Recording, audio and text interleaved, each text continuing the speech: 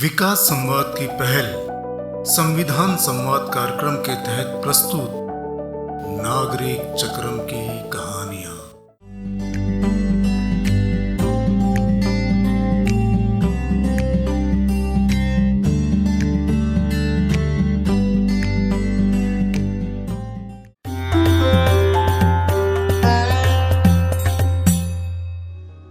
जब भी चक्रम देश का नक्शा देखता तब उसे उसमें केवल प्रदेशों की सीमाएं नहीं दिखती, उसे देश के नक्शे में हजारों लाखों सीमा रेखाएं दिखती। ये सीमाएं थीं आर्थिक विभाजन की, सामाजिक विभाजन की, लैंगिक विभाजन की, भौगोलिक विभाजन की। लेकिन उसने अपने गांव में विभाजन की सीमा रेखा को पहचाना और उसे मिटाने के लिए न्यायपालिका का रुख किया। कैसे? सुनिए कहानी नागरिक चक्रम की। चक्रम के दोस्तों का एक समूह था।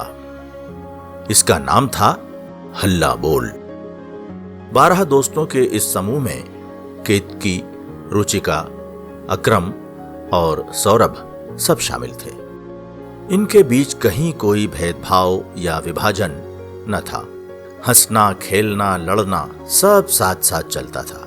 हल्ला बोल रविवार को खेलने के लिए बस्ती के बाहर मैदान में जाता।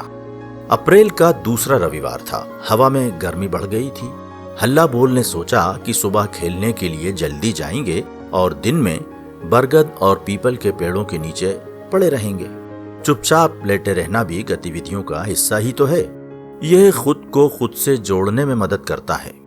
जमीन पर यूं ही लेटे रहना, दिमाग को बिना किसी निर्देश के खुला छोड़ देना, किसी भी लक्ष्य, दौड़ या प्रतिस्पर्धा से परे हो जाना, यह हार जीत से इतर होने की अवस्था होती है।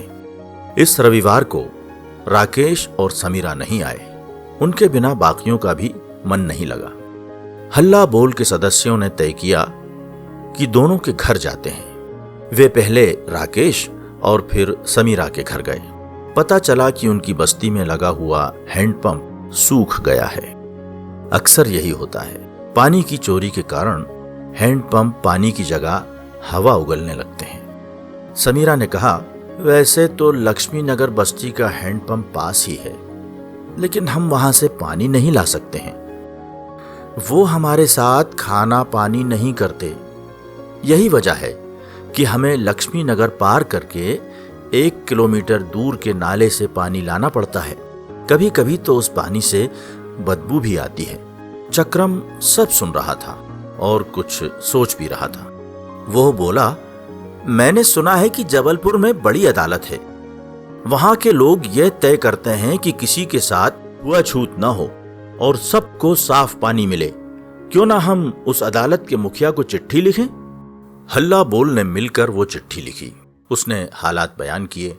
समीरा और राकेश के मन की बातें लिखी कि हमारी बस्ती में पानी नहीं रहता। जहां पानी मिलता है वहां जाति का पहरा रहता है। छुआछूत के कारण पानी दूर हो जाता है और पानी की तलाश में किताबें दूर हो जाती हैं। तकरीबन 10 दिन गुजरे होंगे कि गांव में समीरा, राकेश और चक्रम का पता पूछते जिले के अधिकारी आ पहुंचे। गांव के लोग भौचक थे कि भला इतनी सारी सरकारी गाड़ियां गांव में क्यों आई हैं? पुलिस भी साथ है। किसी ने कुछ किया है क्या? तमाम चर्चाएं चलने लगी। अधिकारियों ने बच्चों को अपने पास बिठाया। उनसे बातचीत की तो बच्चों ने पानी, किताब और भेदभाव का किस्सा कह सुनाया। गांव के कुछ लोगों ने त्योरियां चढ़ाई और भेदभाव से साफ इनकार कर दिया। एक अधिकारी मनोहर दास भी उस दल में से एक थे। उन्हें समाज के हालातों के बारे में अच्छे से पता था। मनोहर जी ने सभी गांव वालों को बुलाया। उन्होंने कहा, ये तो अच्छी बात है कि यहाँ कोई भेदभाव नहीं है। आइए हम सब मिलकर खाना बनाते हैं और मिलजुल कर एक साथ खाते हैं। अजीब स्थिति थी। पहले छुआछूत के नाम पर जिनकी त्योरियां चढ़ी हुई थीं, वे अब कहीं छिप जाना चाहते थे। ये सब देख सुनकर समीरा मुस्कुरा रही थी। सबके घर से खाने का कुछ कुछ सामान मंगाया गया। तय हुआ कि सब मिलकर खाना पकाएंगे।